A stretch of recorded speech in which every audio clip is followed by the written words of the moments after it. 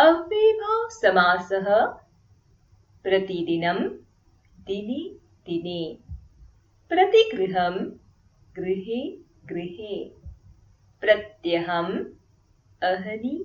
अहनि यथेच्छम्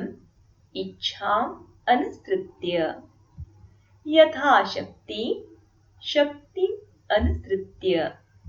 यथाक्रमं क्रमम् अनुसृत्य सस्नेहं स्नेहेन सह सानन्दम् आनन्देन सह सश्रद्धं